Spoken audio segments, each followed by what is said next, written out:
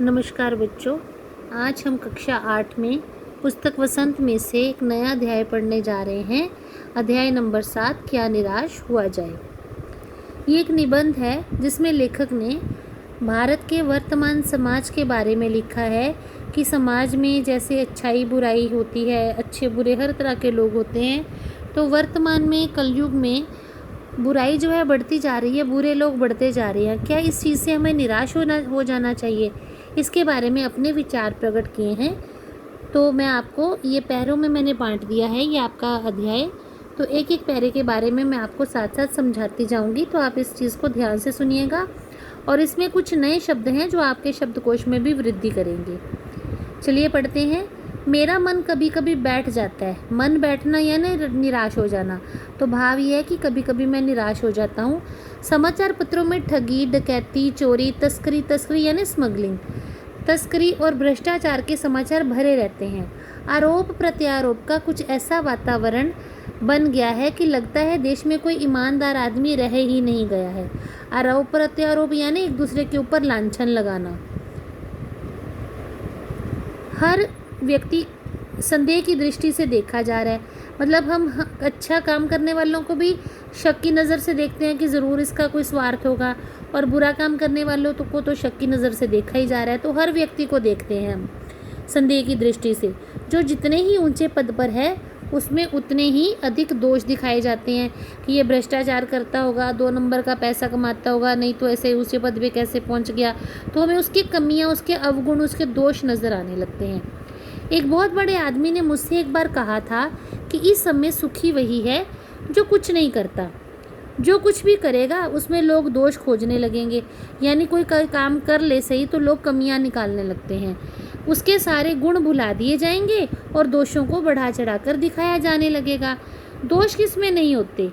यही कारण है कि हर आदमी दोषी अधिक दिखाई देता है, गुणी कम या बिल्कुल ही नहीं। स्थिति अगर ऐसी ही है तो निश्चय ही चिंता का विषय है। अब लेखक को ये चिंता है कि लोग जो हैं, अब इंसान है उसमें गुण भी होंगे, अवगुण भी होंगे, दोष भी होंगे। तो लोग जो हैं गुणों की तरफ तो ध्यान नहीं देते, उनके गुणों का बखान नहीं करते, लेकिन किसी में कोई नज़र आ जाए कोई कमी तो उसका ढिंढोरा पीटते हैं। तो अगर ऐसा ही चलता रहा तो लेखक कहता है ये चिंता की बात है। क्या यही भारतवर्ष है जिसका सपना तिलक और गांधी ने देखा था? रविंद्रनाथ ठाकुर और मदन मोहन मालवीय का महान संस्कृति सभ्य भारतवर्ष किस अतीत के गह्वर में डूब गया है? यानी किस अंधेरे में चला गया है, कहाँ चला गया, जिनकी बात पूरे विश्व में होती थी कि भारत की महानता की, उसकी संस्कृति की, जिसका सपना देखा था कि हम अपना एक ऐसा भारत बनाएंगे जो दुनिया में एक मिसाल कायम करेगा। हमारे जो स्वतंत्रता सेनानी थे उन्होंने भारत के बारे में ये सपना देखा था। तो वो भारत कहाँ गया? क्या उनकी सोच के साथ ही ख़त्म हो गया? आर्य और द्रविड़, आर्य तो भारत के मूल निवासी से, द्रविड़ जो बाहर से आए हुए जातियाँ थी, ये द्रविड़ बाहर से आई हुई जाति थी, आक्रमणकारी। हिंदू और मुसलमान, हिंदू भारत में रहने वाले थे और मुसलमान बाहर से आए थे। यूरोपीय भी बाहर से आए थे। तो जो सब आए तो यहाँ रह गए, उनकी संस्कृति जो है घुल मिल गई, उनका जो धर्म है वो घुल मिल गया इस धरती पर। तो लेखक कह रहा है कि आर्य और द्रविड़, हिंदू और मुसलमान, यूरोपीय और भारतीय आदर्शों का मिलन भूमि जो भारत जो है, इनके सभी जातियों की, सभी धर्मों की मिलन भूमि था। तो एक मानव महासमुद्र था, क्योंकि जो भी आता था यहाँ बस जाता था। हर प्रजाति जाति यहाँ आके बस गई, चाहे वो हमलावर आक्रमणकारी बन के आए या यहाँ के बाशिंदे थे या कहीं से भी आए, तो यहाँ रच बस गए। तो एक मानव महासमुद्र बन गया। क्या वो हमेशा सूख ही गया? मेरा मन कहता है कि ऐसा नहीं हो सकता। हमारे महान मनीषियों यानी विद्वानों के सपनों का भारत है और रहेगा। लेखक कहते हैं कि मैं मानता हूँ कि जिस भारत का सपना हमने देखा था, हमारा भारत वैसा ही रहेगा। ये सही है कि इन दिनों कुछ ऐसा माहौल बना है, माहौल यानी वातावरण, ऐसा वातावरण बन गया है कि ईमानदारी से मेहनत करके जीविका कमाने वाला निरीह और भोले भाले श्रमजीवी पिस रहे हैं। कि जो लोग ईमानदारी से अपनी जीविका चलाने, मतलब घर बार चलाते हैं, अपना जैसे पैसा कमाते हैं अपना घर चलाने के लिए, जीविका यानी अपने जीवन यापन के लिए खर्चा चलाना। निरीह मतलब बेचारे, श्रमजीवी यानी श्रम करने वाले जीव यानी परिश्रम करने वाले लोग। कि ईमानदारी से जो मेहनत करता है वो व्यक्ति पिस रहा है, वो बेचारा परेशान हो रहा है। और झूठ तथा फरेब, फरेब होता है धोखा देना, झूठ बोलकर धोखा देकर ये काम करने वाले, रोज़गार करने वाले जो लोग हैं वो फल फूल रहे हैं, यानी उन्नति कर रहे हैं। ईमानदारी को मूर्खता का पर्याय माना समझा जाने लगा है। अब पर्यायवाची शब्द क्या होते हैं जिनका एक ही अर्थ होता है। अब लोग जो ईमानदार व्यक्ति है उसको मूर्ख कहने लगते हैं, तो ऐसा लगता है मूर्ख और ईमानदारी पर्यायवाची शब्द हो गए हैं। सच्चाई केवल भीरू और बेबस लोगों के हिस्से में पड़ी है कि लोग समझते हैं कि जो सच बोलता है वो डरपोक होता है और उससे कुछ हो नहीं पाता, बेबस होता है, उसके बस में कुछ नहीं होता, तो उन्हीं लोगों के हिस्से ईमानदारी आई है। बाकी सब लोग तो धड़ल्ले से धोखाधड़ी कर रहे हैं। ऐसी स्थिति में जीवन के महान मूल्यों के बारे में लोगों की आस्था हिलने लगी है। जीवन के महान मूल्य कौन से? हमारे महान मूल्य के कौन से हैं? उच्च जीवन, उच्च विचार, सादा जीवन, और साथ में झूठ नहीं बोलना, सत्य बोलना, दूसरों की मदद करना, भगवान में आस्था रखना, गलत काम ना करना, पाप ना करना, ये हमारे महान मूल्य हैं। ठीक है। और लोग कहते हैं कि, लेखक कहता है कि लोगों का ये मानना है कि इन मूल्यों के बारे में लोगों की आस्था हिलने लगी है, यानी विश्वास उनका कम होने लगा है।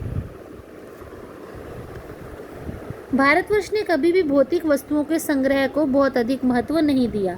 संग्रह होता है इकट्ठा करना, भौतिक वस्तु होती हैं विलासता की वस्तुएं, सुख भोग की वस्तुएं, जैसे कारें हो गई, लग्जरी घर हो गए, बंगले हो गए, बहुत सारा धन हो गया, जीवन की सुख सुविधाओं की वस्तुएं हो गई, उन्हें भौतिक वस्तुएं कहते हैं। कि भारतवर्ष ने कभी भी भौतिक सुविधाओं, सुख सुविधाओं को इकट्ठा करने की ओर अधिक महत्व नहीं दिया। उसकी दृष्टि में मनुष्य के भीतर जो महान आंतरिक गुण स्थिर भाव से बैठा हुआ है वही चरम और परम है, यानी सादा जीवन, उच्च विचार, शोशेबाजी में नहीं आना, लोगों को ऐश्वर्य की चीज़ों में नहीं जाना, साधारण जीवन जीना, जितनी ज़रूरत है उतना प्रयोग करना, उतनी चीज़ें लेना, तो यही चरम और परम है, यानी भगवान को पाने का तरीका। स्वयं परम यानी ब्रह्म भी स्वयं है। तो लोग ऐसी आस्था भारत में रखते हैं। लोभ, मोह, काम, क्रोध आदि विचार मनुष्य में स्वाभाविक रूप से विद्यमान रहते हैं। ये चीज़ें तो हर व्यक्ति के अंदर होती हैं, पर उन्हें प्रधान शक्ति मान लेना और अपने मन तथा बुद्धि को उन्हीं के इशारे पर छोड़ देना बहुत बुरा आचरण है। अब आप ये देखिए, यहाँ थोड़ी सी आपको एक्सप्लेन करके बताती हूँ, व्याख्यात्मक तौर पे समझाती हूँ कि लोभ, मोह, काम, क्रोध, अहंकार ये मनुष्य के अंदर के दुर्गुण होते हैं। हर मनुष्य के अंदर देवगुण भी होते हैं और जो है दुर्गुण भी होते हैं। देवगुण यानी अच्छे गुण। ठीक है। अब मनुष्य के ऊपर ये उसकी बुद्धि के अनुसार ये निश्चय करना होता है मनुष्य ने कि मुझे किन को प्रधानता देनी है। कि अगर तो मनुष्य सच्चाई को, अच्छे गुणों को प्रदान करता है तो वो अच्छा व्यक्ति बनता है, और जो लोभ, मोह, काम, क्रोध, अहंकार वगैरह इन चीज़ों के पीछे भागता है, उन्हें प्रधान शक्ति मान लेता है, तो वो व्यक्ति जो है बुरी व्यक्ति, कुबुद्धि व्यक्ति बन जाता है। तो ये हमें डिसाइड करना है कि हमें अपना जो मन है, अपना जो दिमाग है, वो किन के पीछे चलाना है, सही गुणों के पीछे, सद्गुणों के पीछे या दुर्गुणों के पीछे। भारत ने कभी भी उन्हें उचित नहीं माना, उन्हें सदा संयम और बंधन से बांधकर रखने का प्रयत्न किया है। ये जो 5 बुरे गुण हैं, काम, क्रोध इत्यादि, हमेशा हमारे ऋषि मुनियों ने, हमारे शास्त्रों ने हमें ये सिखाया कि हमें संयम रखकर इनके ऊपर जीत प्राप्त करनी है, इन्हें बांध के रखना है। परंतु भूख की उपेक्षा नहीं की जा सकती, बीमार के लिए दवा की उपेक्षा नहीं की जा सकती, गुमराह को ठीक रास्ते पर ले जाने के लिए उपायों की उपेक्षा नहीं की जा सकती। लेकिन इन सब के साथ साथ सच्चाई ये भी है कि कोई व्यक्ति भूखा है और उसके पास खाने के पैसे नहीं है तो वो रोटी भी चुरा कर खाएगा। इसको हम उपेक्षित नहीं कर सकते इस बात को। कोई बीमार व्यक्ति है और उसके घर में दवा दारू के लिए पैसे नहीं है तो वो चोरी करके भी दवा लाएगा। तो ज़िंदगी की ज़रूरतें जो हैं इंसान जब पूरी नहीं कर पाता तो बुरे गुणों की तरफ, बुरी आदतों की तरफ जाता है। इस बात को भी हम उपेक्षा नहीं कर सकते, दरकिनार नहीं कर सकते। और अगर कोई गुमराह हो गया है, बुरे रास्ते पर चला गया है, तो उसे ठीक रास्ते पर लाने के लिए भी जो कोशिशें करनी चाहिए उसकी उपेक्षा हम नहीं कर सकते। हुआ ये है कि इस देश में कोटि कोटि दरिद्र जनों की हीन अवस्था को दूर करने के लिए ऐसे अनेक कायदे कानून बनाए गए हैं जो कृषि, उद्योग, वाणिज्य, शिक्षा और स्वास्थ्य की स्थिति को अधिक उन्नत और सुचारू बनाने के लक्ष्य से प्रेरित है। अब सरकार क्या कोशिश करती है कि भारत में बहुत अधिक लाखों करोड़ों, कोटि कोटि मतलब करोड़ों करोड़ों गरीब लोग हैं। दरिद्र यानी गरीब, जन मतलब लोग, करोड़ों गरीब लोग हैं और उनकी हीन अवस्था यानी बहुत नीची अवस्था, कम अवस्था को दूर करने के लिए सरकार बहुत सारे कायदे कानून बनाती है, बहुत सारी योजनाएं चलाती है। ठीक है, कृषि के क्षेत्र में योजनाएं मिलती हैं कि उनके जीवन स्तर को ऊंचा बनाया जा सके जो गरीब लोग हैं। उद्योग के क्षेत्र में, वाणिज्य यानी व्यापार के क्षेत्र में, शिक्षा और स्वास्थ्य की स्थिति में उनको हेल्प दी जाती है। लेकिन होता क्या है, सरकार जो है पैसा देती है, ये योजनाएं बनाती है और इसको सुचारू ढंग से चलाने के लिए कि गरीबों की मदद हो सके। लेकिन जिन लोगों को इन कार्यों में लगना है, मतलब जिन्होंने इन योजनाओं को चलाना है, उनका मन सब समय पवित्र नहीं होता। प्रायः वे ही लक्ष्य को भूल जाते हैं और अपनी सुख सुविधा की ओर ज़्यादा ध्यान देने लगती हैं। अब वो क्या करते हैं, वो भ्रष्टाचार करते हैं। भ्रष्टाचार करके गरीबों का पैसा मार लेते हैं और अपनी सुख सुविधाओं की तरफ ध्यान लगाने लगते हैं, अपने लिए प्रयोग करने लगते हैं और जिसको पैसा मिलना चाहिए उस तक नहीं पहुंचता है। भारतवर्ष सदा कानून को धर्म के रूप में देखता आ रहा है। आज एकाएक कानून और धर्म में अंतर कर दिया गया है। धर्म को धोखा नहीं दिया जा सकता, लेकिन कानून को दिया जा सकता है। यही कारण है कि जो लोग धर्म भीरू हैं, धर्म भीरू यानी धर्म से, भगवान से डरने वाले हैं, वह कानून की त्रुटियों का लाभ उठाने में भी संकोच नहीं करते। अब हुआ क्या है कि पहले धर्म ही कानून होता था। पुराने समय में धर्म के आधार पर कानून बनाए जाते थे, लेकिन अब कानून अलग है, धर्म अलग है, दोनों अलग अलग हो गए। और जो धर्म भीरू लोग, जो भगवान से डरते हैं, धर्म के मामले में धार्मिक लोग हैं, वो भी कानून में धोखाधड़ी करते हैं। ठीक है ना, उसकी त्रुटियों के लाभ उठाने में भी संकोच नहीं करते। इस बात के पर्याप्त प्रमाण खोजे जा सकते हैं, प्रमाण यानी सबूत खोजे जा सकते हैं कि समाज के ऊपरी वर्ग में चाहे जो भी होता हो, भीतर भारतवर्ष अब भी अनुभव कर रहा है कि धर्म कानून से बड़ी चीज़ है। अब भी सेवा, ईमानदारी, सच्चाई और आध्यात्मिकता के मूल्य बने हुए हैं। यानी भारत के अधिकतर लोग, ठीक है, धोखाधड़ी करने वाले बहुत से लोग हैं, छल कपट करने वाले बहुत से लोग हैं, लेकिन आज भी ऐसे भी लोग बहुत हैं जो अब भी सेवा में, ईमानदारी में, सच्चाई में और आध्यात्मिकता यानी भगवान को मानने में विश्वास रखते हैं। तो जीवन के मूल्य उनके बने हुए हैं, वे दब अवश्य गए हैं। बुरे लोगों ने इन अच्छे लोगों को दबा तो दिया है, लेकिन नष्ट नहीं हुए हैं। उनकी विचारधाराएं आज भी जीवित हैं। आज भी वह मनुष्य से प्रेम करता है। जो इन मूल्यों को मानता है वो व्यक्ति दूसरे मनुष्य से प्रेम करता है, महिलाओं का सम्मान करता है, झूठ और चोरी को गलत समझता है, दूसरे को पीड़ा पहुंचाने को पाप समझता है। हर आदमी अपने व्यक्तिगत जीवन में इस बात का अनुभव करता है। समाचार पत्रों में जो भ्रष्टाचार के प्रति इतना आक्रोश है, आक्रोश यानी गुस्सा, कि जो भ्रष्टाचार के प्रति लोग आवाज़ उठाते हैं, अपना गुस्सा जताते हैं, वह यही साबित करता है कि हम ऐसी चीज़ों को गलत समझते हैं।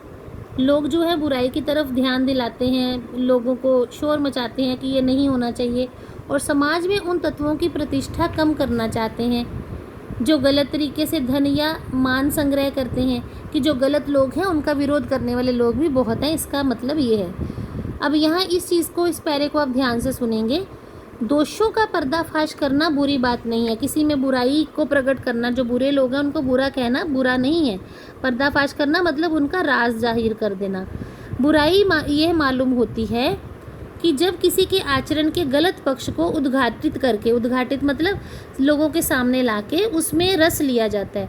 अब किसी की गलत बात सामने आ जाए तो लोग क्या करते हैं, उसमें इंटरेस्ट लेकर, रस ले लेकर उसकी बात को उछालते हैं, उसकी बुराई एक जगह से दूसरी जगह, मतलब हम लोग उसका क्या कहते हैं ना, ढिंढोरा पीटते हैं। और दोषाघाटन को एकमात्र कर्तव्य मान लिया जाता है। जो व्यक्ति आता है वो उसके दोषों का ही गुणगान करता है, दोषों के बारे में बताता है कि इसने ये कर दिया, वो कर दिया, ये बुरा काम किया, वो बुरा काम किया।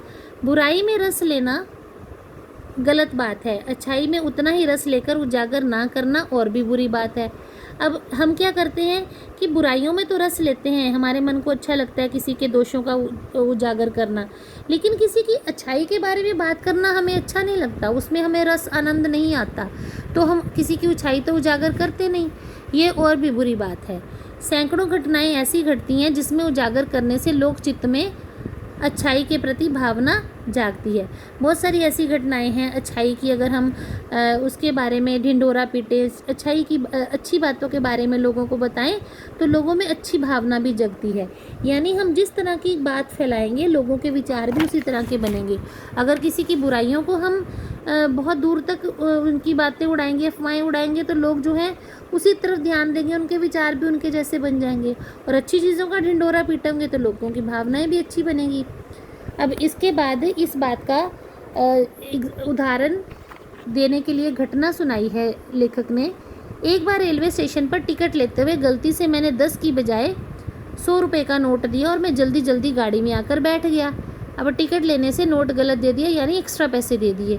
थोड़ी देर में टिकट बाबू उन दिनों के सेकंड क्लास के डिब्बे में हर आदमी का चेहरा पहचानता हुआ उपस्थित हुआ। अब एक टिकट चेकर था जो हर एक व्यक्ति को ध्यान से देख रहा था, चेहरा पहचान रहा था। उसने मुझे पहचान लिया और बड़ी विनम्रता के साथ मेरे हाथ में 90 रुपये रख दिए और बोला, ये बहुत गलती हो गई थी, आपने भी नहीं देखा, मैंने भी नहीं देखा। उनके चेहरे पर विचित्र संतोष की गरिमा थी। गरिमा मतलब चमक थी। मैं चकित रह गया क्योंकि वो ईमानदार व्यक्ति था। अब वो 90 रुपये अपनी जेब में भी रख सकता था, लेकिन उसने लेखक को ढूंढ कर बाकी के पैसे वापस किए और उसके चेहरे पर संतोष के भाव थे कि उसने एक अच्छा काम किया है। तो इस घटना तक हम आज की वीडियो ख़त्म करते हैं। बाकी का जो पार्ट है हम कल की वीडियो में पढ़ेंगे। उम्मीद है आपको ये पार्ट समझ में आ गया होगा। धन्यवाद।